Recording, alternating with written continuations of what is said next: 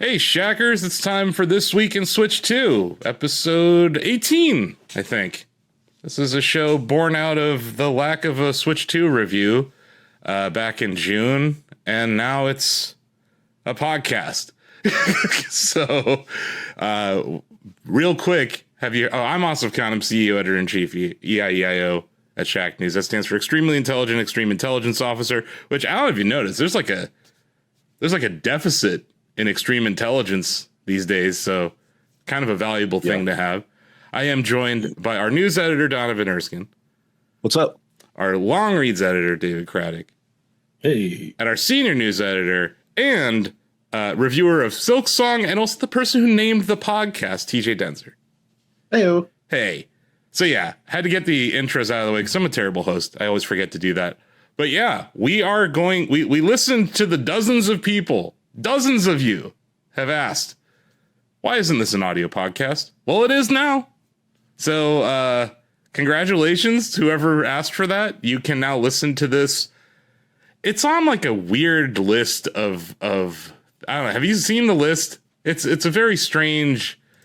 It's whatever platforms the platform we use to upload let us put it on. So it's Spotify, right? People have Spotify. iHeartRadio. So I guess we heart radio now, guys. Amazon Music / Audible, because Amazon bought Audible, I guess. And I think they fold all that into the Prime subscription. So, and then there's some weird ones like what's Player FM? I don't know, but we're on there now. I can't even confirm that we're on there because it requires an account, and I'm not going to set up an account for that. We're also on Podchaser, which I don't know what Podchaser is either, but someone who's on Podchaser, let me know if you found us there. And then also, we're on this little fruit company's app called Apple Podcasts. So apparently that's the one. Now, for people who have been following the Shacknews extended podcast universe for however long, you'll know that Shacknews has had several podcasts, one of which David and I used to co-host. It was called the Shackcast. So instead of creating another podcast feed, I have just rebooted the Shackcast audio podcast feed, David. So It's like that Undertaker gif, like coming out of the coffin. Right. So that's if you're a Shackcast listener from, I don't know, before the Death Stranding, after Ray Tracing X, you may have had a jump scare this past week and that the podcast feed was alive and well. It's been renamed This Week in Switch 2. And so congratulations, anyone who wanted to listen to this in podcast form. But obviously, this started on YouTube. We're going to keep uploading it to YouTube. And it's on YouTube Music as a result, which I don't even know what YouTube Music is anymore. But I guess that's where Google Play Podcasts went. So yeah.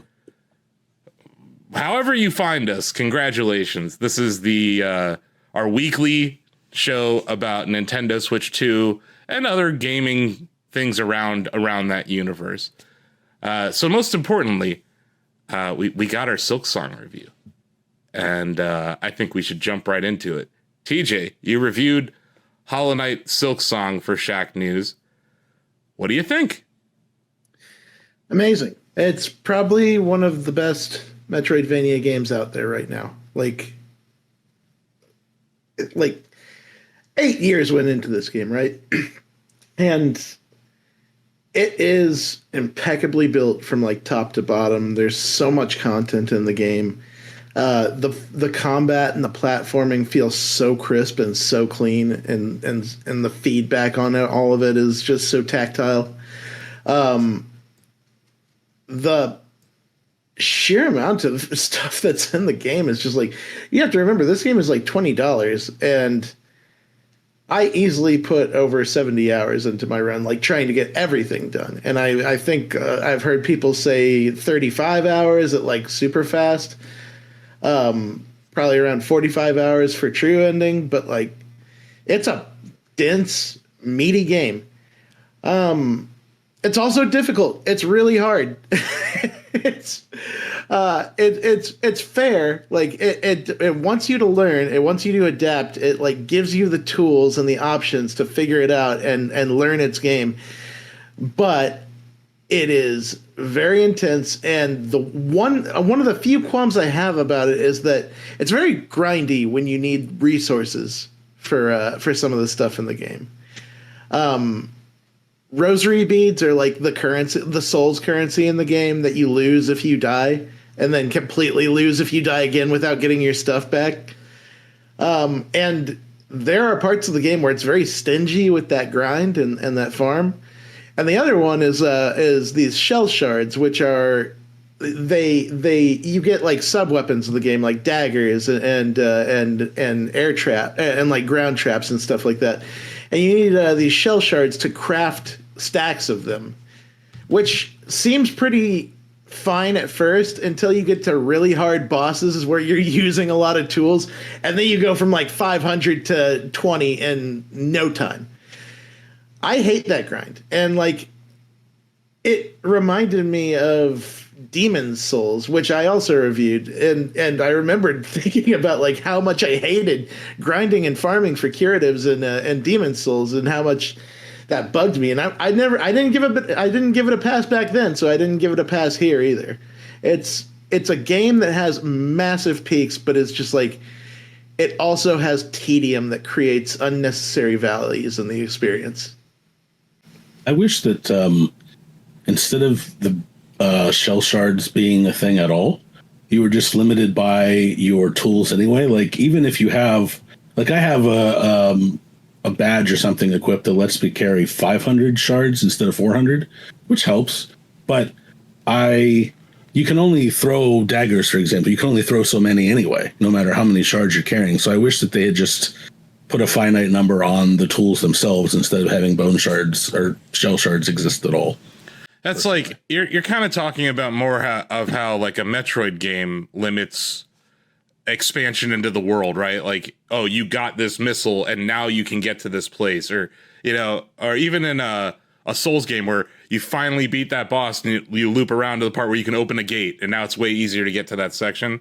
Like, I think there are other ways to gate progress in a Metroidvania, and they kind of have chosen this way of doing it, and it seems frustrating, at least for me, even in the first game. But it sounds like it's even more frustrating in the second game, TJ.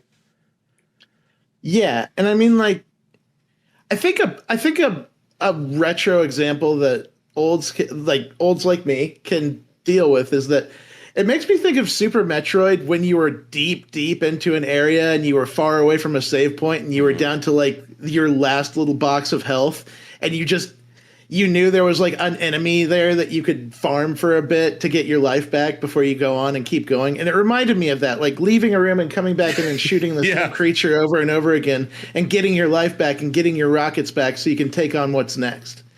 It's a drag.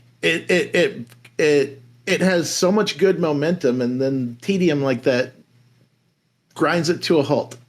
I wonder if, like, I'm not disagreeing with you because we were talking about it earlier this morning, and I just haven't found it as much of a drag. It's certainly there, it certainly exists, but I have yet to run out of shell shards, and maybe it's because I'm carrying so many and I don't use them. I only use them on bosses anyway, and you have a finite number, so it kind of protects you from running out. Is this a DK Bonanza scenario where like I had 300 some thousand gold nuggets the whole game, and Donovan was like on the struggle bus at the end of the game?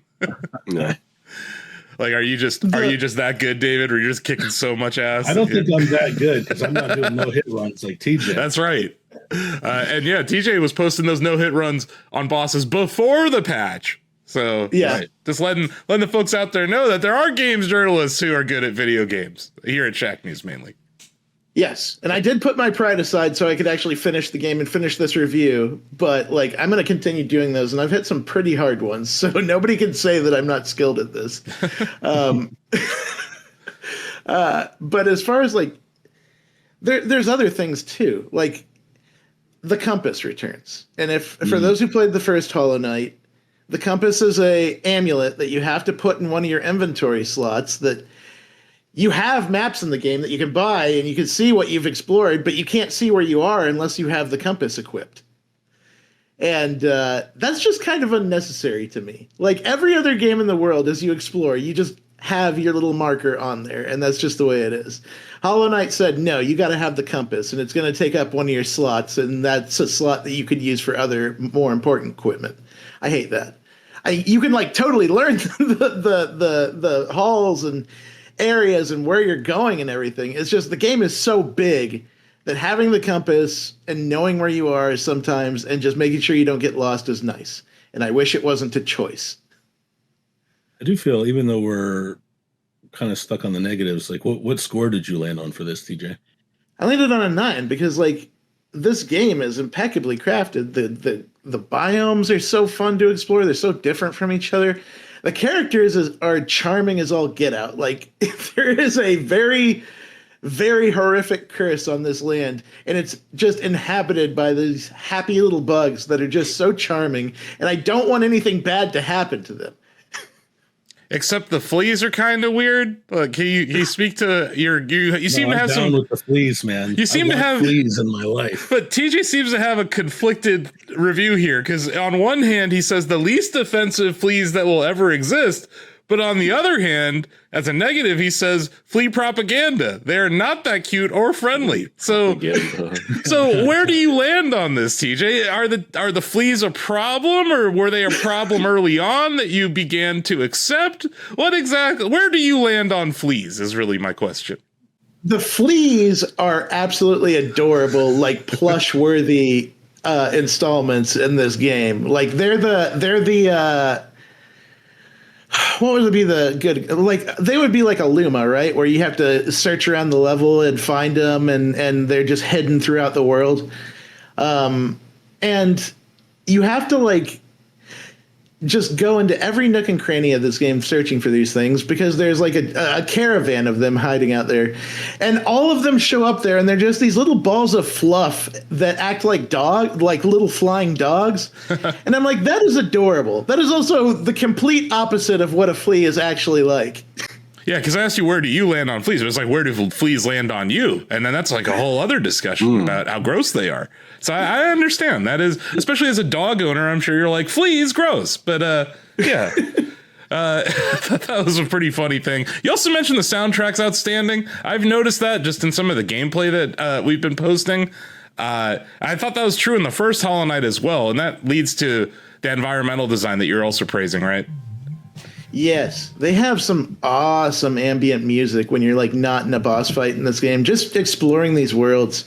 The Citadel, like the Coral Chambers, has probably one of my favorite background noises that I've heard in like most just regular video game music, as far as just something I can put on in the background and just jam to. There's also like the boss fights get crazy good with their music. Yeah. Like, Lace's boss fight is such a good, awesome, like elegant dual vibe. And then you've got stuff like, I actually mentioned this on Blue Sky and Twitter. I posted Sister Splinter's boss music might be the most perfect skedaddle music. Just because she's so creepy and like rickety and viney, and it fits so well. Everything fits so well. Oh, yeah, that's something we haven't really touched on much, but the boss fights in this game are outstanding. Boss fights are one of my least favorite tropes in video games. Like as I've gotten older, I feel like they get in the way of things I want to do, mostly explore and just traverse, especially in platformers. But the boss fights in this game, again, TJ and I were talking earlier, I beat one that he's already done a no-hit run on. Her name is Widow. And I'll avoid spoilers, but man, her loop is so satisfying, and especially when you crack her code at the end of her second phase, and I think I did that without getting hit more than once, which is a number greater than 0. I know, but it was super satisfying. I just love the boss fights in this game. When you figure out a boss, like if you look at any one of the no-hit videos that I've dropped so far, or just anyone else that's doing that stuff, it's getting good at combat in Silksong and figuring out a boss fight looks like perfect ballet. It's so, I've watched those fights back, and it's like I see how close I came to blowing it at certain points, and it's like a razor's edge at certain points. And it's just so beautiful how it works when you understand how to do it and what you're doing and make it work. You know, I don't recommend people read comments on the internet, but I read some of the comments on your boss fights, be it on TikTok or YouTube, right? Those are our main vertical video platforms that, people are really excited about this content on. And they're like calling you a wizard. They're like, this is magic. What kind of voodoo is this? Or like, you're doing something that they didn't even consider doing. Like, it's that player agency that I think makes this game so special, and also these boss fights so cool. Because I agree, like, it's just someone who's just kind of watching your gameplay. I was like, my God, this is amazing. And like you said, it's like that perfect symphony of gameplay, which it does remind me of a Metroid game or a Castlevania game, where like there is like the divine path for beating a Metroid boss, right? And you've seen, I think it's every single GDQ basically has Super Metroid in it, and like you've seen that, like they have gotten that down to a science. In all those games. And even in like last year's Nintendo World Championships, there was that Metroid game, like that Metroid mode or whatever, and they even had like these little tutorials for how to tell you, like, here's how you're supposed to beat this boss. So like, I think it's cool to see that done in like a brand new game, but it feels like those old school games in a lot of ways, which were hard as hell. Like, yeah. Some of them. And that's why, like, you'll notice at the end of my no hits, I keep like pausing the game and showing my build, because there's a lot of different things you can do with the equipment in this game. Yeah. And I think a lot of people are going to find their own solutions to that stuff. But like for what I did, I think it's just incredible the amount of options that you have that I just like picked apart bit by bit and dissected these fights until I had the perfect build in my style to make this work. Mm-hmm. No, I think that's cool, man, because you're right, David. Some platformer games, the boss battles just feel like they're in the way. Donkey Kong Bonanza, Donovan, I think that's the case in a lot of those boss fights. They were just kind of there. Yeah. They weren't even hard, though. They were just kind of there. So, yeah, like, I appreciate a game where it's hard, but it's also rewarding. I think that's the balance that both Hollow Knight and Silksong get. Would you say that these boss fights are better than Hollow Knight, or are they just similar, or is like an evolution of it? How would you describe that? There's so many of them because this is such a bigger game. So I would say that they aren't all zingers. Like, there are some that I feel are kind of fodder compared to other like set piece bosses. The Widow one that David talks about is like an absolute highlight. But there's also, like, Lace is a great fight. There are boss fights in this game that evoke emotions I wasn't prepared for. Like, the actual concept and play out of the fight is surprising in a way that I was like, that's heavy. And I don't want to spoil that in the slightest, because for those who experience it, but when you get there, you'll know. Cool. We have a maps website called Shackmaps, and I noticed that you brought up how massive the map is, but also that it had some unnecessary and complicated map elements. This is a plug for our map. Our map's pretty great. You should check it out at shackmaps.com. But can you tell us a little bit more about the negatives, at least, on like what you're talking about with the unnecessary elements on the map? Well, the compass is the main quality I have about it, just because I like being able to see where I am without having to limit myself. Okay. But also, they brought back a thing like, you don't just mark out a map when you're like in most games, as you travel through a section, it auto maps for you. That's not the case in this game until you find an NPC that's in that biome somewhere, and you buy the map for that biome off them. So until you find her and buy the map, you're traveling blind and just off memory until you find her. So is this the blue dotification of gaming, though? Like, are we just spoiled with Google Maps and all these things in our real life now that we just expect a "you are here" in every game from here on out? I suppose so. Just because, like, I guess when I think about it, Metroid didn't give you a lot for that. We had to use graphing paper for that, but it's just like, I guess at this point in my life, I'm just like, this is more work. I just want to play the game. That's fair. Nice. This is This Week in Switch 2, and you reviewed this you played this on both PlayStation 5 and the Nintendo Switch 2. You've been streaming your Switch 2 progress, right? And you played it on PS5 for review. David, what are you playing it on? PC or Switch 2? On Switch 2. Okay. TJ, you mentioned this. There's a mild stutter on some platforms. So how is the performance on Switch 2 and how is it compared to PS5 for you? So this is interesting because this might be the first time in my career I'm ever saying that I enjoyed the performance better on Nintendo's platform than on Sony's. Like, wow. I think that like both of them play just fine. I never noticed anything that would actually affect my ability to jump or hit something as far as when I was actually in it. But there's so much going on at any given time that it might be hard to see. Mm-hmm. And that's why I bring up that, like, when I was sprinting through some hallways or when I was talking to NPCs, I saw a little bit of frame rate dip. I saw a little bit of stutter in there on PS5. I have not experienced that on Nintendo Switch 2 yet. It's interesting. I don't know why the PS5 would struggle at all with this, but it goes back to this. There's like a broader conversation we've been having on this show and the internet's been having this year about optimization of games, right? Across different platforms and how it's, Team Cherry may not have the most resources on Earth. So maybe they weren't able to get it perfect on every single system ahead of launch.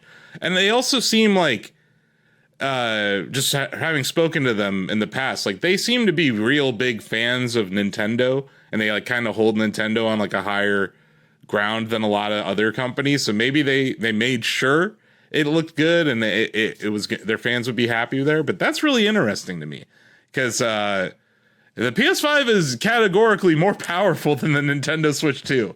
Pound for pound, chip for chip, whatever you want to say. Like, it is a more powerful system. It's also ginormous compared to the Switch 2.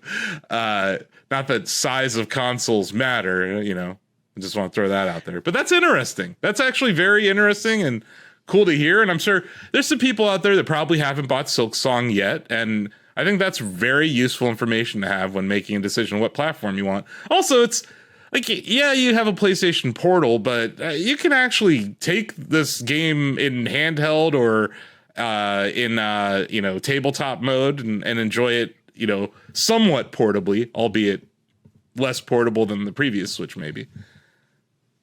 I'm also going to put this out there. The Nintendo Switch 2 Pro Controller, much more comfy and I feel like easier to use with this game and how hard I'm going to the paint on like the platforming and combat than the PS5 controller. I think it feels better. Not going to hear any arguments from me about that. I cannot stand the DualSense. It is poop. I like the DS4, so don't call me a platform warrior or whatever they call it these days. But I feel like the DualSense was a step back in a lot of ways. And they shoved, they did that PS Vita thing where they're like, we're going to shove this new tech in it. Here's some weird triggers. Here's this touchpad that's enormous. Like, how often do any of us use the touchpad on the DualSense in a game? Like, never. I think it's to call timeout in Madden, Donovan. Like, I think that's the one. Madden 2K use it for that, yeah. That's like the one time. Astrobot made use of it. Absolutely. And that's a first-party title. Crazy good at using the PS5 hardware. But yeah. I don't know. I always thought that like the buttons, like the face buttons on the Pro Controller were kind of doofy at first. But now that I've been playing Silksong, I feel like they're the perfect size for accuracy when I'm trying to do like attacks or jumping. Yeah, the only thing, and maybe they'll address this in 8 years, is the Nintendo Switch 3. I just wish the D-pad was a little better. But outside of the D-pad, I think the Pro Controller 2 is pretty great.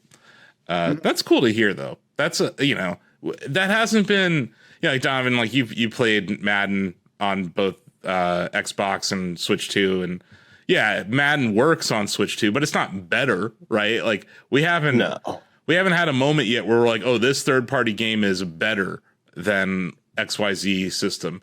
I think that their Digital Foundry, shout out to them again, they do great work. They did a breakdown of Star Wars Outlaws a few weeks ago where they showed how it actually runs extremely well when compared to the Xbox Series S, and even has some better lighting effects than some of the other consoles. So, interesting to see. We're very much in year one of the Switch 2, and some devs seem to have their hands around this better than others. And I think that's going to be a trend going into year 2 as well. Anything else you want to let the folks at home know about Silksong before we move on? Anything we missed?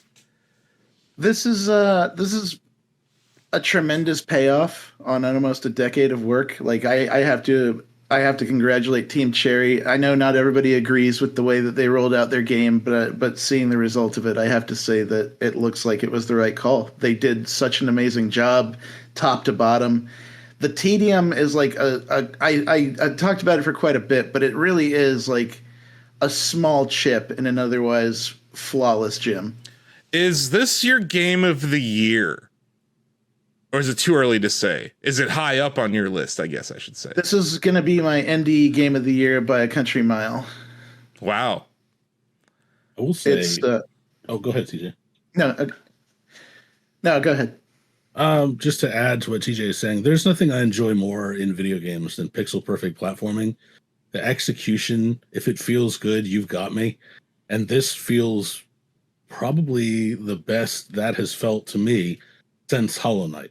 And I play a lot of platformers. So this is probably tied for my game of the year. Wow. And it's a hard fought battle because Doom also has very satisfying input and precision as well. Asif, you've been playing that again. Yes. I don't want to get into my other platform exploration this weekend, but I remember the first weekend that Silksong was out, Dave, and you sent me that clip of this platforming sequence where you're doing like the dive jump on a very precision like area where flowers, and thorns around you, where if you miss by like a little bit, you're dead. You know, like I love stuff like that. So yeah, what I've noticed in the gameplay I've seen and in the boss battles I've seen is exactly what both of you are saying, is that this is like precisely crafted platforming and combat at its best. And yeah, that's going to show up on a lot of game of the year lists, a lot of best of lists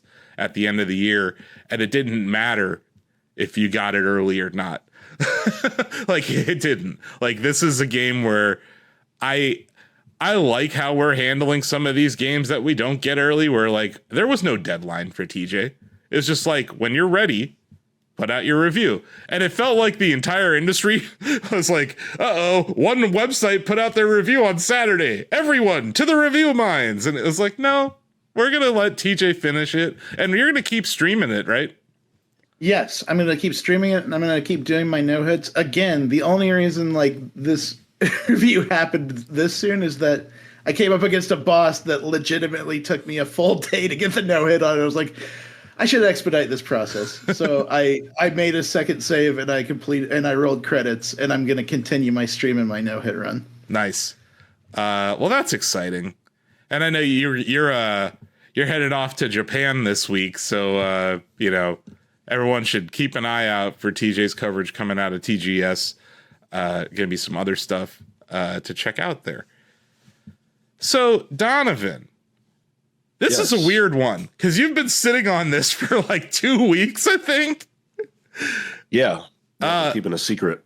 Yeah, and you're not confirming any leaks here. But yeah, you have played an extensive amount of Pokemon Legends ZA at a preview event in New York City, right? Yeah, I got to play a little over an hour of Pokemon Legends ZA, the upcoming mainline Pokemon game from Game Freak. I believe Ozzy got to play a little bit of, I think he played like a 10 or 15 minute demo at the event. And they told us this was from a different section of the game. Obviously, it was a much longer demo, so there was more content. But I got to really dive in and see how this was changing things up, because this is the second Legends game now. We had Legends Arceus in 2022, I believe, which was awesome. Still one of my favorite Pokemon games of the Switch era. And Legends ZA, while being kind of the follow-up to that game, is extremely different, because Legends Arceus was sort of a prequel. It was set in like the old days where people wore robes and the Pokeballs are made out of wood and there weren't any buildings and all the characters you met were like the ancestors of characters from modern Pokemon. Whereas this one kind of goes in the opposite direction where it's futuristic. It's all set inside of Lumio City, which is essentially the Pokemon equivalent to Paris, originally introduced in Pokemon X and Y. Also, the games that introduced Mega Evolution, which is fitting because these games bring back Mega Evolution. After years of people begging for it, they're back. We've got a bunch of new Megas they've already revealed. A good handful of them. Victory Bell, all the starters from X and Y are getting them. Hawlucha's got a Mega. A lot of Pokemon getting new Mega Evolutions in this game.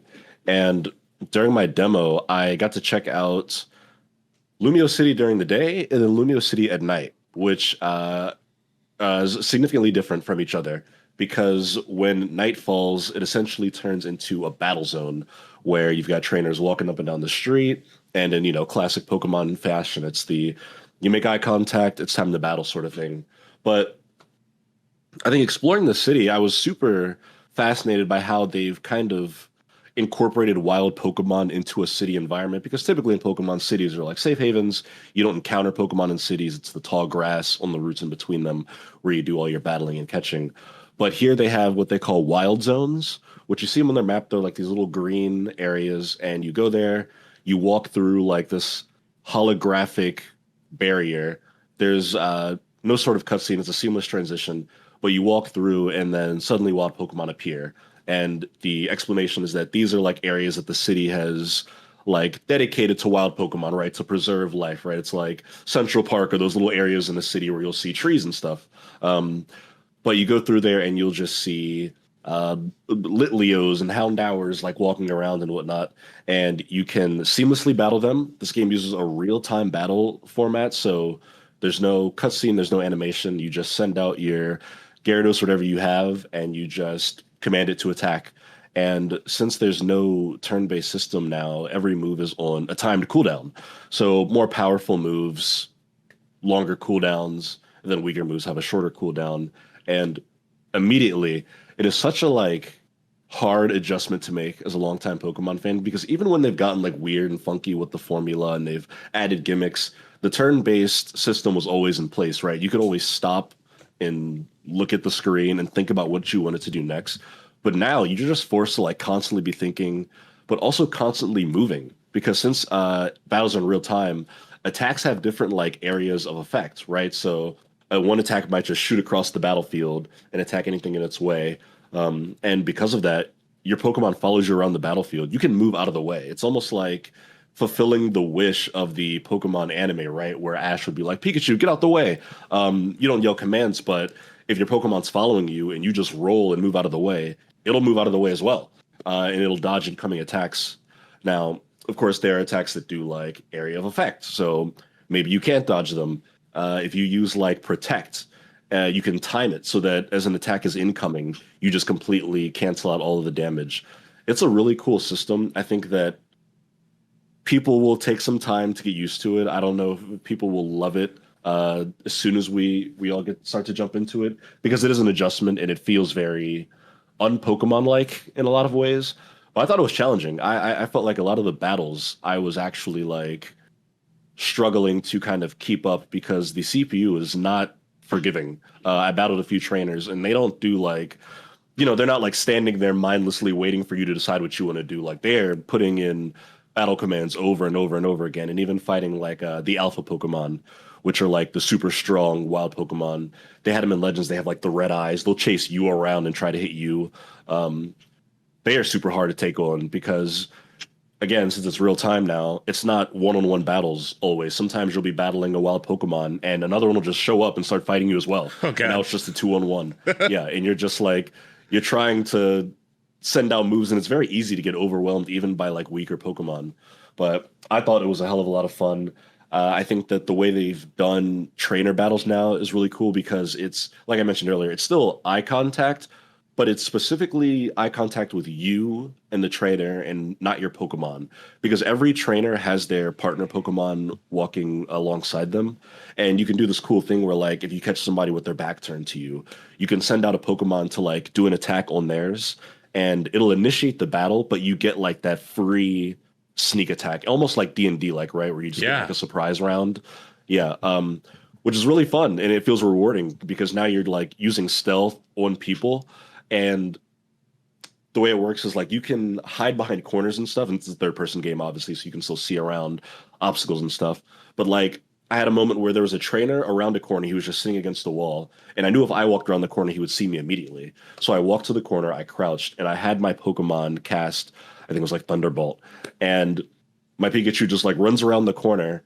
Again, your Pokemon doesn't proc like the eye contact thing, so my Pikachu was free to run around the corner, use Thunderbolt, and then I came around the corner and the battle started and we had already done damage. You know, we were off from there. It was really fun. And I was like, okay, this opens like a whole new area of like strategy. And similar to the last few Pokemon games, you can kind of freely swap out your 4 moves from like a menu.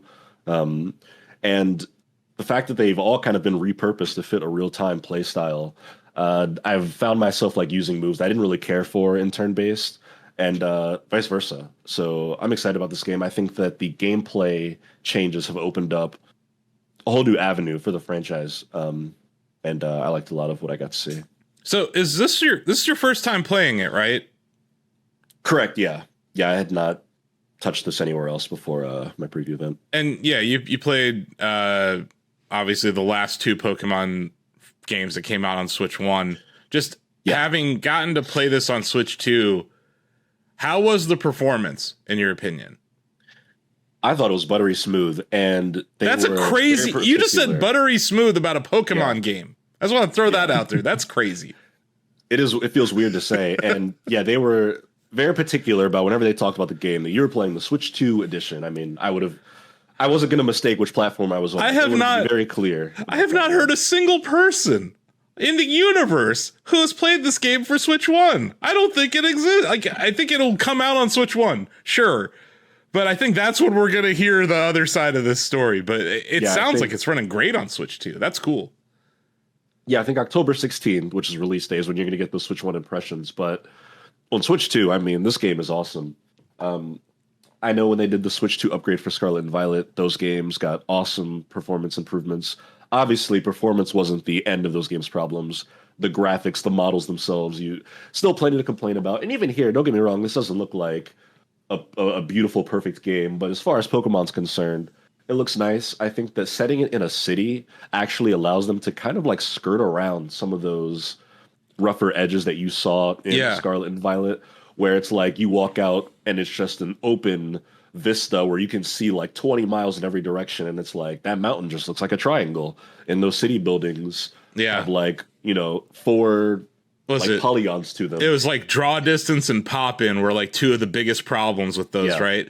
And it's something like, it's why I love Breath of the Wild so much, is that game had the same issues, but they designed the world in a way where the occlusion prevented you from seeing it most of the time.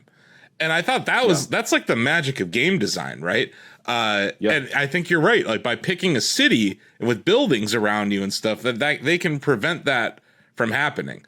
It's a similar thing here. Yeah, you're never really seeing too far in the distance because Lumio City is stacked with buildings and towers and whatnot, and you don't even notice it. Obviously, the game ran at a smooth, either 60 or 120. I'm not the best at deciphering that to the naked eye on a TV screen, but it was smooth. It was at the very least 60 the entire way. I didn't notice any hitches. Ran great on Switch 2, which is cool because, again, it's like all seamless, right? The only time there are like cutscenes is when you go from day to night, which I thought was interesting because it's almost like, to use your reference also, Breath of the Wild, where like the blood moon would rise, right? Yeah. You'd get that like that 10-second cutscene of all the monsters popping out. It's almost like that, where it's like nighttime comes and the camera pans up to the sky and you see all the stars, and it pans down and like there's spotlights pointing into the air, and you see like trainers now walking, and people aren't like carrying their coffee anymore. They've got like their Pokemon next to them, and they're like in these like aggressive battle stances now, which I thought was fun. You could like feel the atmosphere of the city change at night, which is also where you get into, they call it the Z to A tournament, I think, where the overarching goal of the story is to get from rank Z to A, which is where the title of the game comes in, if anybody was wondering. So you start at rank Z, and as you defeat trainers at night, you earn experience. And once you've accumulated enough experience, you can do a rank up battle, and a rank up battle will be against the trainer in like an indoor arena. And if you beat them, you go up to the next rank, Y, X, W, V, U, T, whatever, and you'll get different rewards corresponding with the rank. It might just be items, Pokeballs, stone, like Mega Stones, whatever. I think the one I did was like maybe or like the W rank up battle. I forget, it was a couple letters in. And I fought like a chef in a restaurant. We were like in a restaurant, but the battle arena was like off to the side. But there were still people like at tables that could like watch us and stuff. I was like, that's fun. Pokemon always does well with like setting the stage for the battles, and that was a cool one to be in. But I thought that was really interesting, and I asked them about that mechanic because obviously nighttime is finite. It felt like it was maybe around 10 to 15 minutes before it cycled back to day. But say you don't like reach the XP needed for the next rank up battle at night, that's just it. Like, you're just going to daytime. You'll just have to try to get it the next time around, right? There's no bailout. The clock doesn't stop unless you pause the game.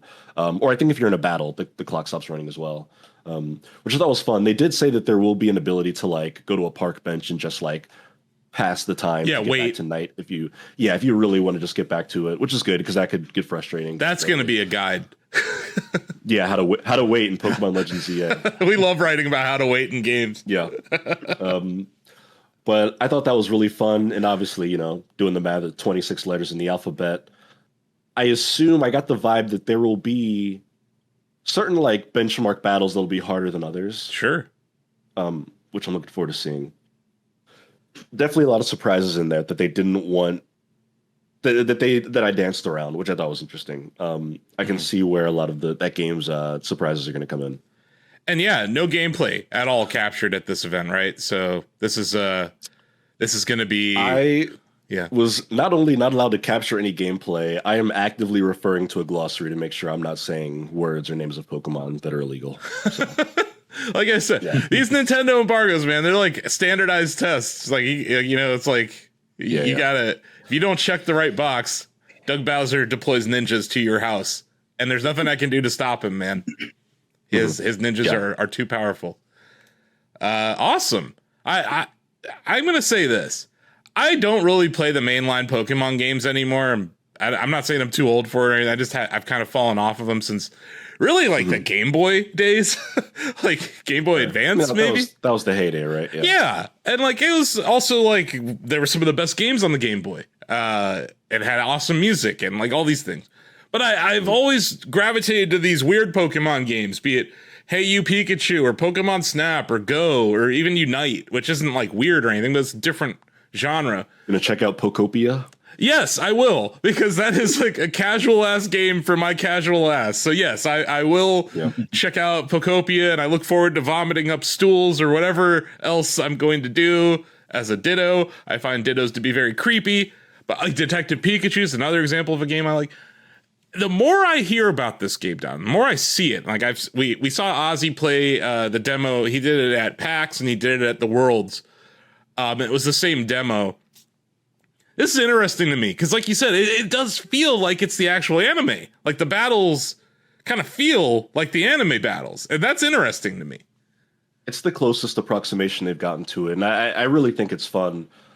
Greg Burke better love the hell out of this game because as long as I've known him, whenever we talk about Pokemon, he's like, they need to stop doing turn-based battles for once.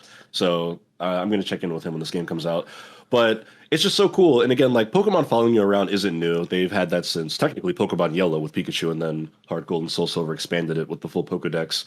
But just the fact that it's a mechanic in battle, right? Because even a move like Toxic Spikes, which in the turn-based games, the way Toxic Spikes worked was you throw it out, doesn't initially do damage, but whenever your opponent swaps a Pokemon in, they automatically get poisoned, and it forces them to like play a bit more strategically.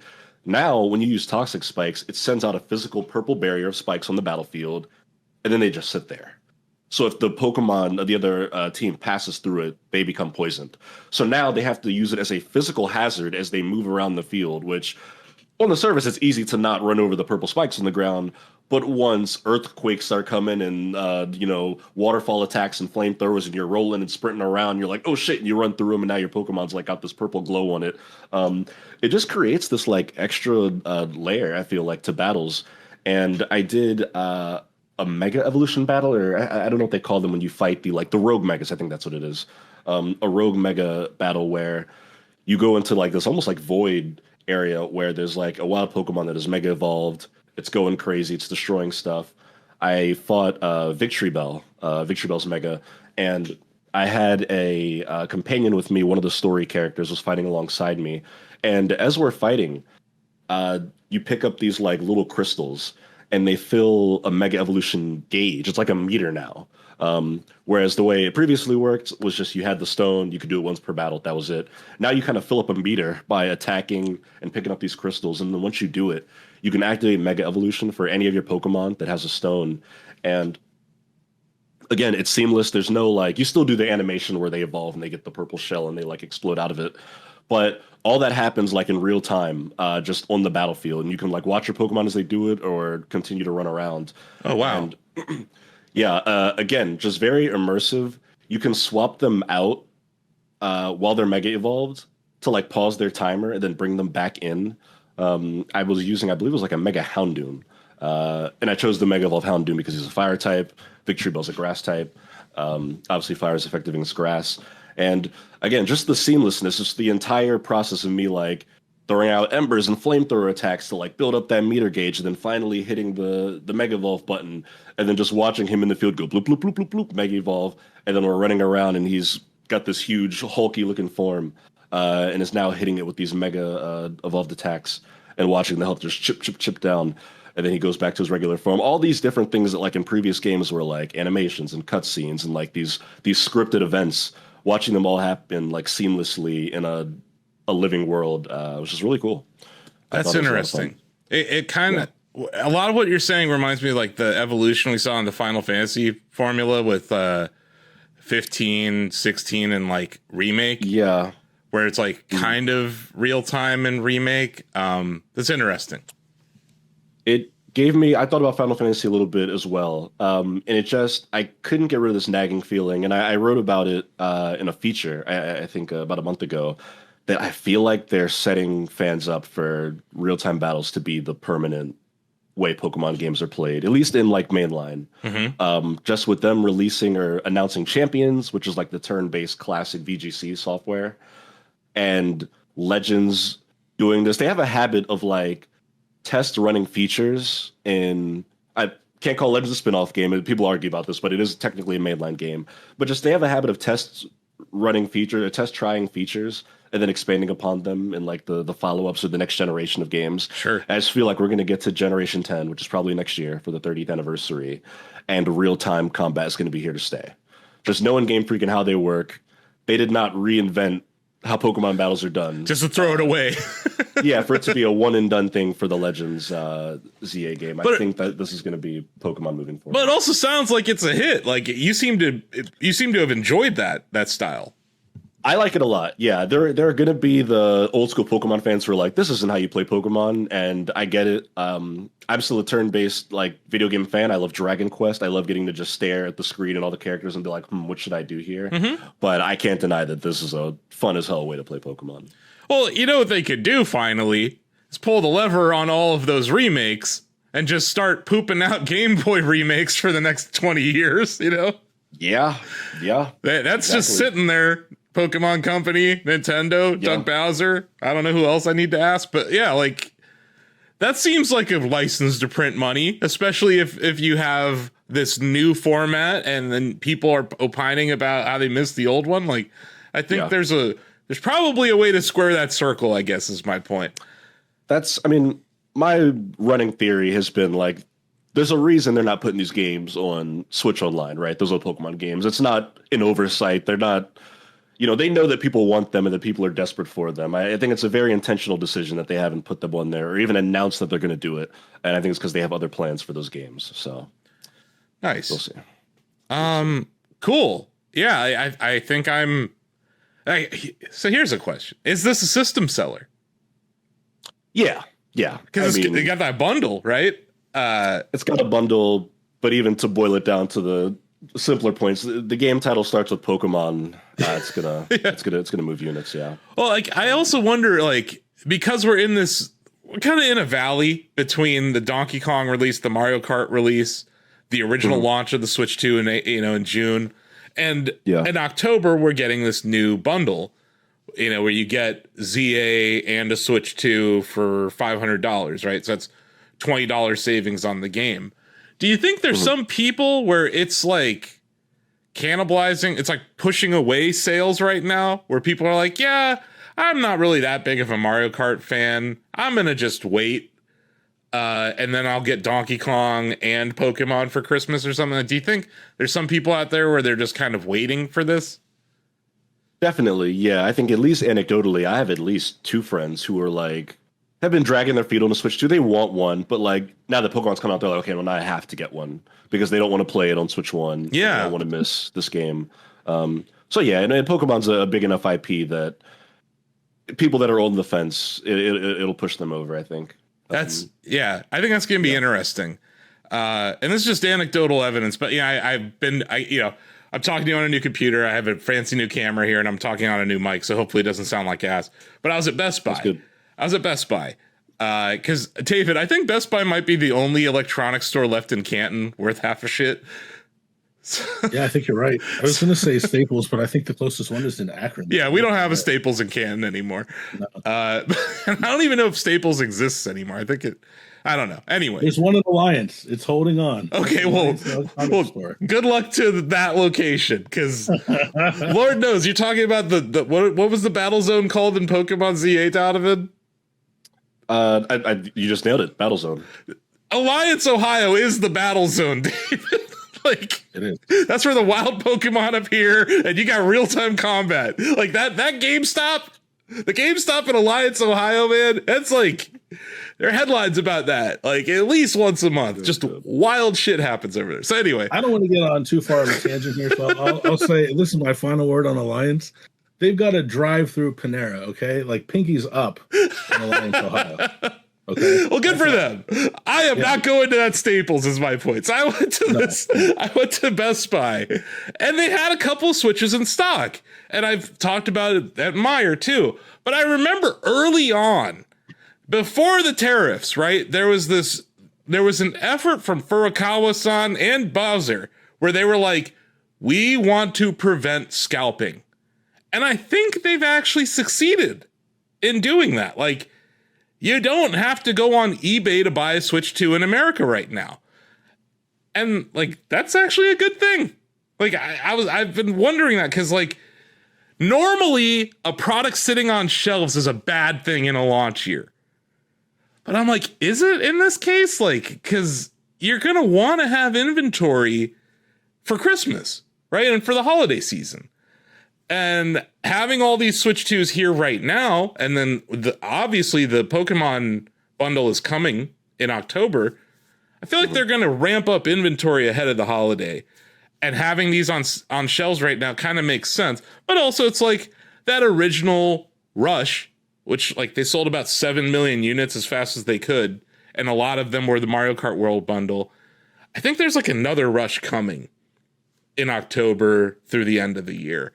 So if you're not a Pokemon fan and you just want to buy the system for $450, let's say you have like Tears of the Kingdom that you haven't played yet or whatever, like it's not a bad time to try to scoop up a system before this next pandemonium begins. But yeah, it's interesting. We're kind of in this valley after DK Bonanza, which we can argue if that's a system seller or not. It's clearly not Pokemon. It's clearly not Mario Kart World. But I think those are like the two like huge tentpole games for this year. And then obviously we have Metroid coming in December. We have Kirby Air Riders. Like there's other stuff coming. Awesome. Yeah. So go ahead. One last thing I wanted to mention about Pokemon that I forgot was the customization in Legends Z. And they showed this in the trailer already. But my God, it's the best like character customization in a Pokemon game to date, like hands down. X and Y kind of like first push that barrier because I mean it's France, right? You know, Paris is known for its fashion and whatnot, so it's fitting that those Pokemon games have a lot of like clothing items to pick through. But in Legends ZA, I think they've added earrings as an accessory, but you can change everything from shirt, pants, shoes, socks, bag accessories, hat, glasses, earrings. But then within that, there are like different colorways and patterns you can purchase and swap between for outfits. Like as the demos was like walking me through, I found like a cool like sweater that I liked, and then I forget which button it was like Y or something. It opened like a drop down menu, and there were like 3 or 4 different like color patterns that I could use for it. There were different clothing items that were like themed after Pokemon. Like there was I think it was like a long sleeve shirt, but the color pattern was like Alolan muck, which muck is usually purple, but in the Alola region from Sun and Moon, it's got this like weird like rainbow pattern where it's like yellow and purple and green, and they had that like layered down on a shirt. I talked to one character who like he had a tie, but there's a Pokemon called Aegislash, I think it is, or Honedge is his pre-evolution, where the Pokemon's like a sentient like sword. It's like this ghost sword, and his tie was in the shape of like the sword, and it had like the eyeballs on the bottom for Honedge. Just so many cool like Pokemon inspired clothing. But just like the 2 minutes I took to flip through the customization, I was like, my God, people are gonna like pose the same way that like when Baldur's Gate came out, there was like that subsection of Twitter which is people posting pictures of their character and how they customize them. I was like, Pokemon fans are gonna have a ball with this. Like no two characters are gonna look alike in this game. It was a much needed change because Lord Scarlet and Violet let you change nothing. There were like 4 different versions of the school uniform you could wear, and that was it outside of DLC. So it was like a breath of fresh air to open the menu and just to see options. I loved it. That's cool. Awesome. Ozzy's not here, but he reviewed Sonic Racing Crossworlds, and I feel like we should at least mention that. I believe that game is out in early access at the time of this video going live. But yeah, Sega does what Sega Nintendo just won the console war, baby. Woo! David, you should see how many think pieces on YouTube are saying that. It's also funny just the timing of this because they were recording this. I still get the notifications for Nintendo tweets. They tweeted about Sonic this morning. There's like a Sonic franchise sale going on Switch too. Switch in general, I guess. But they tweeted, we've come a long way from Green Hill Zone, and the fun keeps on rolling with these games featuring Sonic the Hedgehog and friends on Nintendo Switch 2 and Nintendo Switch. And you open the link, it's Crossworlds, it's Shadow Generations, it's Superstars, Frontiers. They got Olympic games on here. I just thought it was funny. Here's what I call that, Donovan. I call that the Bugs Bunny defense. It's like when you have Elmer Fudd pointing a gun at you, you kiss him on the lips, and he's like stunned.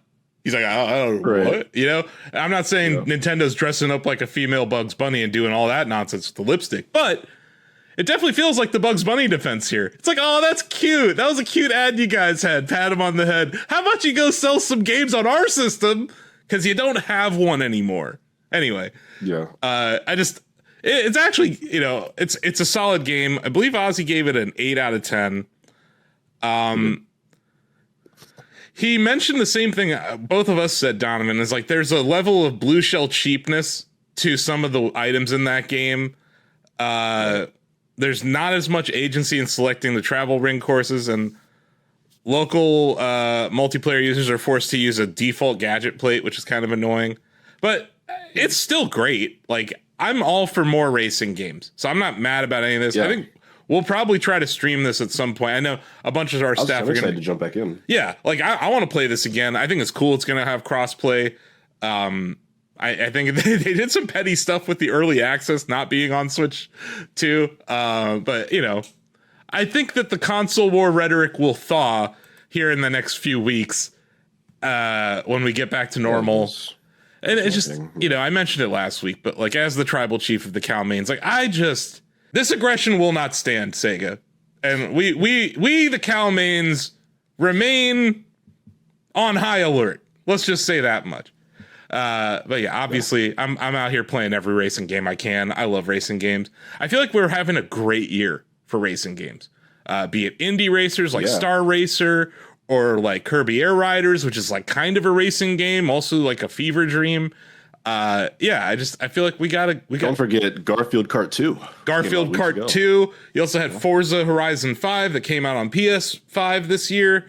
It's like you know, like it's a great time to be a racing game fan. You know, I'm wearing a Samurai Goro shirt right now.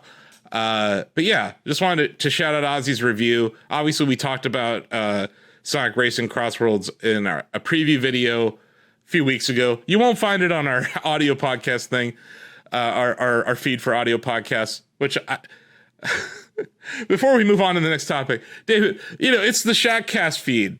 Should I like remove episodes like from the Shackcast feed? Are people going to be confused if they get there and it's like this week in Switch 2 and then there's this episode where Lola's humping her bed from like 5 years ago? Like, should I leave the Lola humping her bed? Because those are pretty funny episodes. Absolutely. That's what I thought. I'd leave it up. Okay. I'm all for preservation. Okay, so I will preserve our best episodes. I did pull a couple of them back because they were pretty terrible, but other than that, Good. Maybe the last one. Anyway, I left most of them there. The Mike Tyson interview is there in audio format. I believe you had an interview. You had a dev interview, David. This was years ago.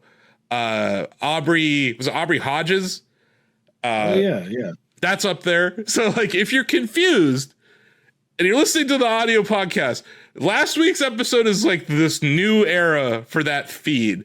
But I felt like this show is kind of the spiritual successor to the Shackcast, David. Like, the Shackcast, it was built for us to talk about Breath of the Wild mainly, and it became a place for me to stand on my my soapbox and cape for F-Zero reboots. And I think I even described F-Zero 99 to you before it even came out on that podcast. So we're gonna keep that. We're gonna keep that history there. It's like our virtual boy. We're gonna keep it there. Oh, wow. Yeah. Okay. Not all, but you said it last week. It wasn't bad. It was just it wasn't bad. It was just on bad hardware. This podcast wasn't bad. True. It was That's just there's other stuff going on. Anyway, sorry, what were you gonna say?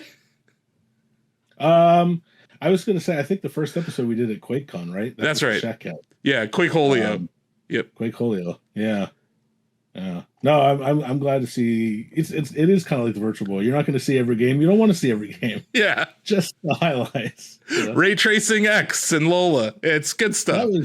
Man, I still don't know what that X is. I guess it's just X. Donovan, there was an episode where I asked Asif, I'm like, what does RTX stand for? And he looks at me and he goes, ray tracing X? I was like, okay, I'll buy it. I still feel that way to this day. Anyway. Yeah.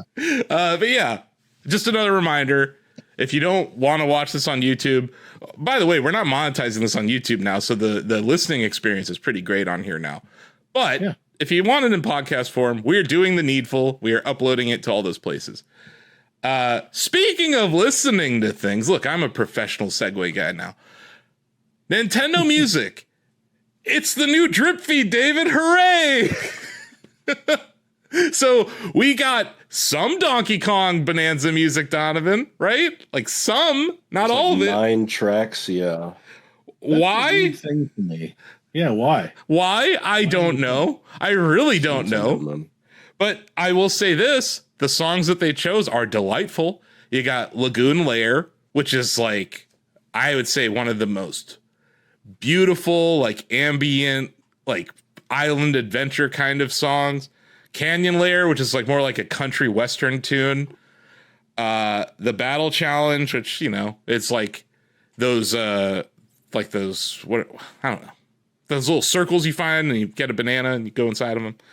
The 2D challenge course, you got DK Island Swing, their version of it, David, from DKC, like their remix of it. And then you get 3 Bonanza songs. You got the Kong Bonanza, you got Zebra, and you got Ostrich. Oh my God, it's raining in Ohio right now, David. Oh shit. Hooray. But yeah, Zebra Bonanza, amazing, right? So now, if you have Nintendo Switch Online, you can go on the app and you can click Zebra Bonanza and you can extend it for 10 hours. So you can just listen to Zebra Bonanza for 10 hours if you want. So thank you, Nintendo. And then, yeah, they put Breaking Through, Heart of Gold, the song that you saw in the trailer, I think during their Donkey Kong Direct that they had this summer, but also, this isn't a spoiler, it's the song that plays in the credits, right? It's a wonderful song. It's not Jump Up Superstar, but it's great. Like, I think it's still great. I've been listening to it quite a bit. And then this is why I think they did it. They added the song from Emerald Rush's DLC. That's like the last song that they put on this. But like there are other layers and other songs that I want to see come to this. But I thought that was a little weird that we got this like drip feed of Donkey Kong music. It's like the musical equivalent of putting a demo out on the store, which they did do with Donkey Kong Bonanza recently. So maybe this was like a planned thing, right? Where they're like, we'll give you a little gameplay demo, give you a music demo, like really trying to coax people in to come play the full game. Yeah. And I don't know if it's selling up to their expectations or whatever, but like it seems like they're making an effort to get people's eyes on Donkey Kong Bonanza still.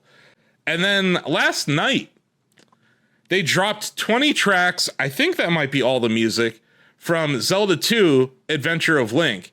Now I love this soundtrack. And obviously I'm a Zelda mark. I love most Zelda things and I love Zelda music, but like this is a forgotten game, especially to these youngsters like Donovan. Like they don't, back in my day, get off my lawn, you darn kids, whatever. But like I love the music in this. Like we got the title theme, which is not the typical Zelda sounding song. We have the overworld theme, which starts the same way, but then goes into its own vibe. And then like the town theme, the indoor theme, leveling up, battle theme, magic acquired, palace theme, the fairies, boss fights, palace cleared, flute melody, secret entrance, defeated, game over, great palace theme, final boss, Triforce acquired, Princess Zelda. Cause you know, like she's asleep, right? She's asleep. Yeah. So like you have to go and like try to wake her up or whatever. And then obviously the ending song. So it's 20 songs. It's not a whole, it's not very long, obviously, because these are 8-bit songs that we're talking about. So you can listen to this whole thing in like 20 minutes or 30 minutes. But yeah, I would highly recommend people listen to the title theme and the indoor theme. These are like forgotten gems. Also, the battle theme's outstanding in that game. Also, you're a lore guy, right? Sometimes, yeah, sure. Okay, sometimes. I'm going to drop some trivia. Maybe you already knew this since you're a lore guy, but the Princess Zelda in Zelda 2 is not the same princess as in Zelda 1. I did know that. Yes. Okay. Yeah, because this is just a weird. This game is like, I don't even know where it fits in the timeline. Like, it's just kind of, it's not even the same developers. Like in this, you know, it's kind of like Mario 2, right? Where they were like, Nintendo didn't have this reverence for their IP in the 80s because they didn't even know that they had like a smash hit game with Zelda 1. They're like, you know, it sold well. It had a gold cartridge, all that good stuff. This game is so different. It's got side scrolling. It's got combat. It influenced the Hollow Knight devs a lot in the original game. Like, it's such a different game. It's hard as hell. And this is the effect, right? I listened to this soundtrack last night and I'm like, God damn, I want to play this game again. Like, this works. This got me, this app got me playing Animal Crossing last year when they dropped the Animal Crossing soundtracks. And now it's got me like, man, I want to, like, I already am playing Donkey Kong Emerald Rush, but like, if I wasn't, this probably would have got me back into it. Doug Bowser, please give the people what they want. The Mario Kart World soundtrack needs to be on this app. Please. This continues to give me cope against cope that Nintendo cares about Zelda 2 enough to maybe remake it someday. I think that's the one that I would like to see most out of the retro games. God, like, that would be cool. It really would. I love Zelda 2. And fun fact, Hollow Knight also influenced heavily by the Zelda 2's up and down stabs. Yeah, the original Hollow Knight. We have a vertical video on all of our platforms where they're talking about that. Back in 2017, I interviewed Team Cherry. They're a tough interview to land, and I just happened to walk by them in Japan and was like, "Hey, I know you guys." They're like, "Hey, you speak English," and yeah, magic was born. But yeah, I am excited that Nintendo. In my opinion, the Nintendo Music app is like the best thing they've ever done on mobile. It is like, I think it fits what they want to do with mobile, which is like expand the audience, right? And point them back at their games. It's not like, oh, let's bring a beloved IP over to mobile. Like, you don't need to do that. But like, you bring me Animal Crossing music and it makes me think about the game again and how lovely that game is, and I go back to playing Animal Crossing. I think that they can continue to do that. So that they're doing this with DK Bonanza so early on is kind of interesting, I think. I mean, hopefully they are happy with that and they keep doing that, but who knows? I think it's pretty cool. We did get some other news last week. We got, I wouldn't necessarily say it's all newsy, but we got an overview trailer for Mario Galaxy 1+2 is what I'm going to call it, because it's really, it's absurd to say Mario Galaxy plus Mario Galaxy 2 Nintendo Switch 2 edition. Like, that's just too many words. But yeah, they showed us some of the updates coming. Obviously, better graphics, better, widescreen gameplay. Both those games, the fact that they ran on the Wii so well, it just speaks to that optimization that certain devs at Nintendo have mastered. And obviously by Galaxy 2, they had figured out the Wii. But I think those games were magical on the Wii, and I look forward to playing them again on the Switch 2. They announced a couple of new things, like there's an assist mode, which is kind of like what they did with 3D World and 3D Land, David, with like the making it more accessible for people. Like when you turn on assist mode, it basically turns the game into Astrobot, where if you fall off the level, it's not like an end condition. You kind of, you can just get right back on the horse. I think that's a good thing. Like I'm not the difficulty in games needs to be preserved. Like I don't care. Like if you have a hard way of playing the game and you give people an easy way to play a game, it sounds like more people can play the game. I'm never going to be mad about that.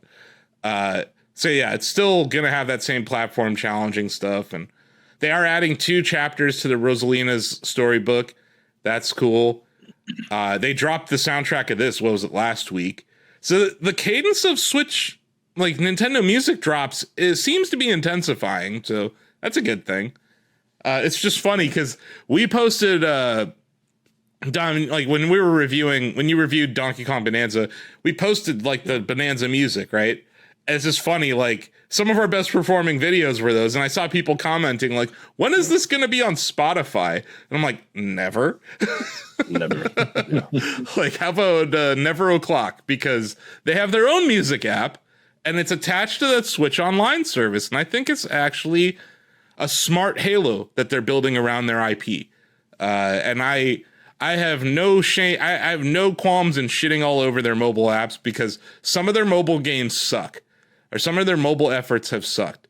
I do think the Switch app itself has gotten a lot better. We don't have to do the dance of 1,000 QR codes to get screenshots and clips off of our hardware anymore. So I do appreciate things like that as well. But yeah, I'd say that this is probably their most successful and cool mobile app they've ever done. And it took them a while to get here, but yeah, I would just like Mario Kart World's soundtrack, please. But yeah, sorry, the Mario trailer, that was about it though. Like they showed some of the amiibo stuff. Like one of them gets you, I can't remember. There's like because Mario Galaxy has like health, right, David? Like you have like hearts. So like the Mario amiibo gets you like full health, and the Rosalina amiibo gets you like a 1-up. So they showed you what you get out of those amiibo. Are those worth $40 in April? I don't know about that. Also, it's weird, right? The game comes out in October, but those amiibo don't come out until April. You Yeah. think this is going to be compatible with other amiibo? Like I have the original Mario. I think so. I think I could. Okay. Yeah. I'll have to try it. Yeah. No, I have many Mario amiibo. I have the wedding amiibo from Odyssey. So I got Bowser, Peach, and Mario there. But yeah, they're getting us ready for Mario Galaxy 1+2. The hype train has begun. Those are wonderful games. I think a whole generation of people who haven't played them are going to get a chance to play them. And that's a good thing, in my opinion, regardless of the price.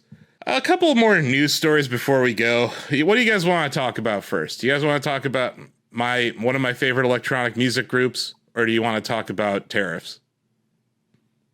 Talk about one of your favorite electronic music. Equally exciting. I know, right? Right? Yeah. I'm sorry. I just had to throw it out there. Fortnite, which is on Nintendo Switch and Nintendo Switch 2. Donovan's pumping his fist because I'm talking about Fortnite in the year of our Lord 2025. I also installed it on my PC. So I love Daft Punk, you guys. Like, I fucking love Daft Punk. They are, I consider them some of the best electronic music producers of all time. Amazing samplers.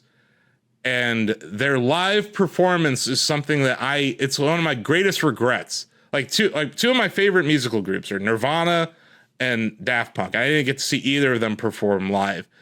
And Daft Punk, with their Alive tour, which they did 2 of them, I think one in the 2000s, one in the 90s, they were like spectacles. It was like aliens landed at a festival, right? Like giant pyramid, amazing visuals and light display, and obviously their iconic helmets that they performed in. If we are about to get the video game equivalent of an Alive performance, I'm here for it. It bums me out a little bit that like I didn't get to see them perform live, but if this is the next best thing, I'm not mad at it. But I really want to know how they're going to execute this, Donovan. So this is interesting. Luckily, I wrote this news article for us this morning on Shacknews.com because the Fortnite blog post is gone. It's error 404 right now. So I don't know if they're re-uploading it or not. I still have a press release I was emailed. But essentially what this is, not a concert, they said. I think it was in their FAQs. They said it's not a concert, but it's more so its own dedicated experience. Like it'll be a mode. Like it's a thing you'll click into in the main menu. It's the Daft Punk experience. You'll load into it, and then within that like area, there are different things you can go do. You can go to like a music station where you listen to different songs, or they said you can remix music. There's an area where you go to and you fight like waves of enemies, but you use like these musical instruments that play Daft Punk songs and notes and music whatever as you fight. Some other stuff that I wish I could reference now, but their blog thing is down. You mentioned the reason why I thought concert is that they're teasing an after party. Yes, which my guess, if I had to predict, would be that it's going to be the next Fortnite festival season, which is the rock band mode that exists like within Fortnite now. Every season, pretty much since it launched, has been themed around like a different musician. They've done The Weeknd. They've done Sabrina Carpenter. They've done a lot of like high profile artists. My bet would be that this ends. It'll time out with whenever the season ends for Fortnite Festival, and they'll be like, hey, okay, now the next season is Daft Punk. Here's your battle pass. Here's, a Daft Punk themed stage and background, and you'll get their instruments and whatnot. In fact, they've already announced that they're coming to, obviously it's Fortnite, so they're going to get skins. You can play as either members of Daft Punk. Daft, have, like, Daft or Punk, right? Those are their names. You can play as Daft and Punk, those French fellows. But they have different like styles, and they've got all the different light up effects and whatnot, and they have like different instruments you can use. They're adding new music because Fortnite you can just buy songs that you play in that festival mode, but you can also use them as just like your game theme. They'll just play when you're in the lobby or whatnot. They're adding Get Lucky. I Feel It Coming, which was the Weeknd collab they did many years back, which I like a lot. Just trying to remember the other ones because they already have Around the World, I think, in the game. Television. I don't recall the other two. Maybe. If it doesn't have Defunk, throw this whole thing in the trash because Defunk is the greatest electronic music song of all time. I'm sorry, like this, like. I don't know. This is starting to bum me out just reading it. Like I love Daft Punk. I miss Daft Punk. I was very sad when they announced that they were done. I appreciate that they were done though. Sad as this, I remember this because it stuck out to me. In their FAQs at the bottom of this blog post, it was like, is this a concert? No, it's an experience, blah, blah, blah. Next FAQ question. Is Daft Punk getting back together? They're like, no, like Daft Punk is separated, blah blah blah. Like while we're doing this collab, this isn't like a thing. They're not like getting back together. They also confirmed there's no like new music. There's no like unreleased music in this or anything. But I saw that in the FAQ they had to kind of pour water on it because people are we're desperate. We are sad and desperate. We miss our favorite electronic music supergroup. Does this mean that Ariana Grande's concert is going to be like peak Fortnite concert, Donovan? Because like that was magical. I think so. That was up there. Obviously, Travis Scott was the inaugural one. I think he still might be the only person who like debuted a new song. Or no, they did a new like Juice WRLD song, I think, as well. Yeah, Fortnite. Didn't they do that with Eminem? Yeah, Eminem. Yeah, that's true. I think it was Godzilla was a song because they had the thing where he was. Yeah. They've done a few like huge concerts in there. Sabrina Carpenter didn't do a concert. She had a season dedicated to her. She's got like a skin and all that. And emote. But, emotes. If you really want to cringe, we have Darth Jar Jar on our YouTube channel dancing to Espresso by Sabrina Carpenter. And that sounds like a Bubbletron solution right there. Anyway. Imagine me setting that up, hitting the record button, and then just staring blankly at my monitor for like 90 seconds. Just like as my eyes glazed over, like I was looking at the Black Mirror or something. Yeah. Also, so you said you downloaded Fortnite. You like Daft Punk. Are you gonna get the Thomas Bangalter or the Guy Manuel skins in Fortnite when we play? No. What? You can be Daft Punk. I can't. They're the greatest of all time. I already said that. No. I've only bought. I think I bought the football jersey. I bought a football jersey one time. That was. Hey. You know what? You did buy that, and actually, that is one of the rare skins in Fortnite now because it has not been in the item shop in like 5.5 years. I knew it was special. I was like, I'm gonna buy this. I'm gonna rock Jim Brown's number. Now I'm not even a Browns fan. So, well, that you can change it. You can change any team. You can make it a Lions jersey. Okay, well. I guess it could be Barry Sanders. Anyway, no, I hate skins in games. I hate the monetization of skins in games. I hate the goal explosification of Rocket League. I hate all this shit. I hate all this shit, Donovan. Fuck this shit in particular. We can't be Daft and Punk. So what if you loaded Fortnite and you magically just had the Daft skin? Are you going to gift it to me? Is that what's happening here? Fine. Someone could do that. That's fine. that a person could do. Okay, can I be the Daft Punk with a Browns jersey on or a Lions jersey or no? Is that a bridge too far? No. Yeah, exactly. That's a huge bridge too far. They're too busy telling psionics to make more goal explosions instead of fixing their game.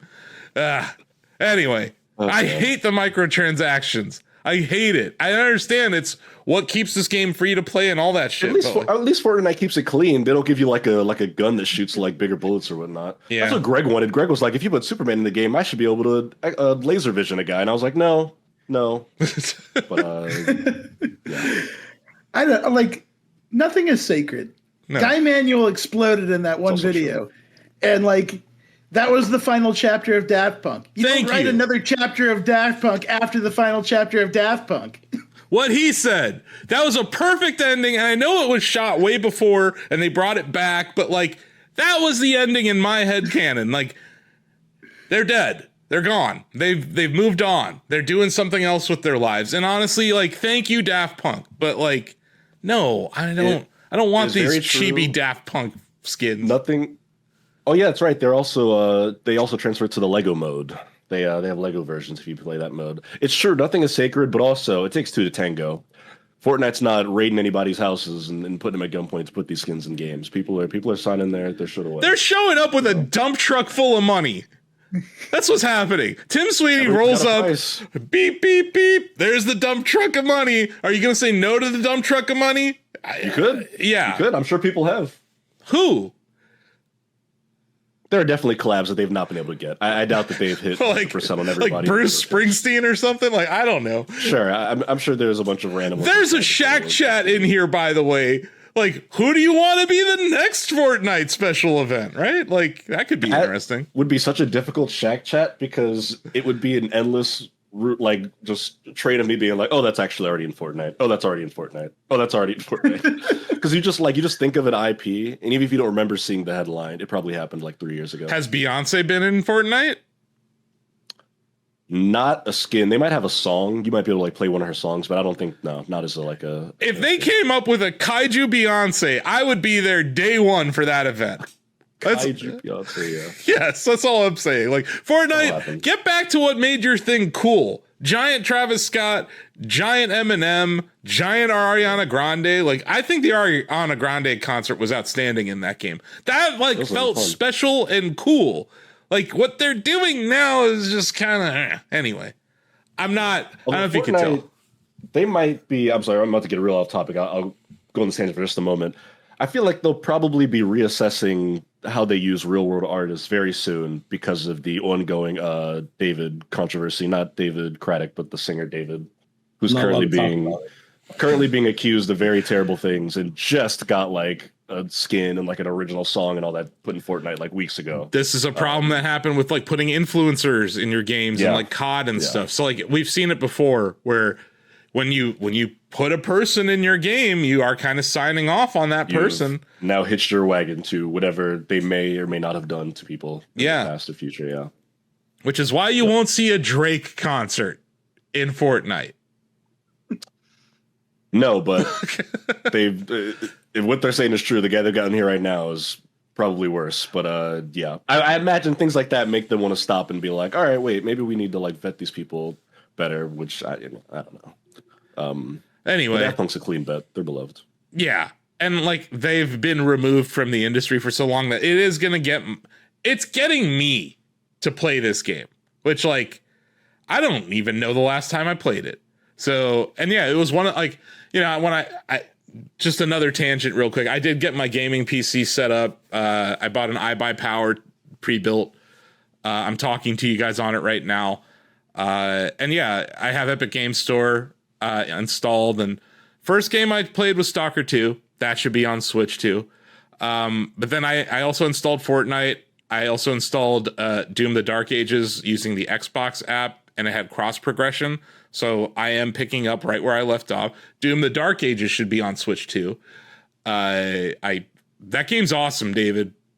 It's like I picked it up and I was playing it and I was right back where I was. I didn't feel like, oh, I need to remember how to. No, the game is intuitive as hell. And I love it. So yeah, I am enjoying my PC. And yes, I installed Fortnite on my PC. I have it on Switch 1. Because like back in the day, I would play it with my nephews or whatever on there. But like I haven't played Fortnite in a while. I'll play it for this dumb event. But the more I read about it, the more I'm going to shake my fist about it. So I don't know. This is the 27th is when it launches, the Daft Punk experience. So yeah, and then it'll launch multiple days. So maybe sometime next week we can jump in. Yeah, we'll have to do a stream just to document me playing Fortnite. There's no cover mechanic in that game. That's weird.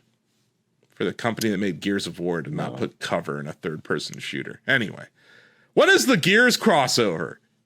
And I don't just mean skins. For the love of God, I don't mean skins. I mean like an actual, give me a Lancer and let me chop people up in Fortnite.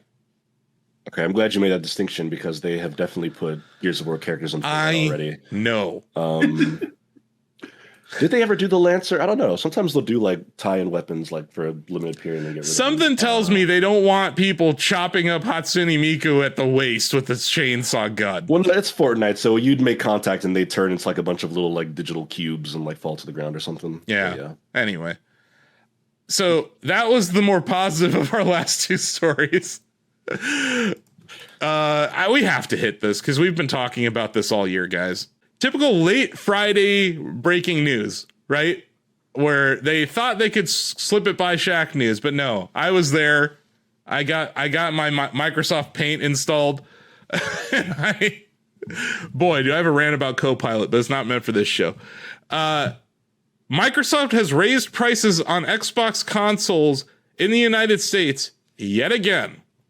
So I'm just going to list the prices of these things. The Series S 512 gigabyte model now costs $399.99. That is the only console out there now that is cheaper than the Switch 2. Just interesting tidbit for you folks. The Series S 1 terabyte model now costs $449.99. That's the same price as the base Switch 2. The Xbox Series X digital costs $599.99. That's a lot. That's $600 for a 5-year-old system. The Series X with the disc, the disc, physical media one, $649.99. And if you are some kind of special jaboofer out there and you want to buy the Xbox Series X 2 terabyte Galaxy Black Special Edition, if you're that special person who waited this long to buy it, you can buy it for the low price of $799.99. So that's now the most expensive console ever, right? It's now more expensive than the PS5 Pro? Yes. Yes. This is now the most expensive console. And you know what's weird about this? And yes, I've ranted about this previously, but I'm going to say it again. We don't know how many Xboxes have been sold this generation. We don't know if they make money on the system. We don't know if they lose money on the system. The third largest or second largest company in the world won't tell us if their hardware division is profitable or not. But they did say this was due to changes in the macroeconomic environment. Do you believe that? Partially. What part? Because I think it's true that tariffs have made things cost more, but I also think that it's Microsoft and they can probably shoulder whatever financial burden. Yeah, is it not dubious for a company that has never disclosed the profitability of their systems in this generation? Is it not dubious for them to increase prices twice this year without explaining the profitability of their systems? That seems shitty. That seems really shitty. I don't understand it. And also, tech corporations have the balls to actually blame the Trump administration. This is not to call this macroeconomic environment issues. Well, gee, what caused the macro environment issues? That's all I'm saying. At least be honest about it. Yeah. And they all do it. You go through all these press releases and Control F for Trump or U.S. government or any, you will not find any results. You barely see the word tariff. Yeah, not yet. They don't even say tariff. Yeah. They won't even say it. Global economy. Because now we're in a world where the giant corporations, multi-trillion-dollar corporations, are too afraid to even say the word tariff. But this is ridiculous. Have they ever made money on an Xbox hardware system? Why now? Why 5 years into this system's life cycle? Do they think they're going to sell more of these by doing this? And if it is true that the economy is falling off a cliff in the United States, do you think people really want to pay more? If their fucking everything is going up in price, do you think they're going to want to pay more for your 5-year-old console? It's just insane. To me, this is an indication that they're not selling well and haven't for a long time. Because if it were selling well, they would just eat the cost. Yeah. They would keep it at 500 or wherever it was and just eat the cost. But they're not selling well. They probably feel they have no choice but to raise the console's price, but they won't blame the source. Yeah. Having to do that. Yeah. And we've seen Tim Cook say, oh, iPhone prices went up not because of tariffs. Then why, Tim? Why? Why did you make the iPhone cost more? Gee, I wonder why, Tim. But yeah, sorry, go ahead, TJ.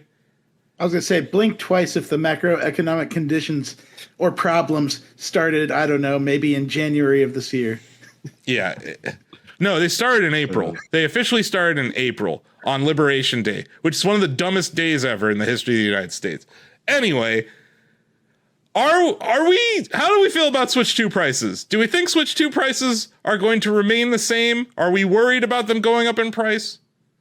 No, or they would have. I mean, Nintendo already raised the price of the Switch 1. So they've already indicated which direction they're going to go on the Switch 2. And the Pro Controller 2 and the camera and Amiibo prices. It's everything other than the Switch 2 has had a price increase. So anyway, I think the Nintendo played it the smartest as far as what they've been doing with their pricing and whatnot coming into this season, because now Sony and Xbox look greedy, and Nintendo, the Switch 2 was already what it was. The Band-Aid was ripped off. And I think I've broken it down on Game Trader, I've broken it down in articles, and I've broken it down on this show too. I think Nintendo is eating the cost in the interest of creating the largest addressable market for their software.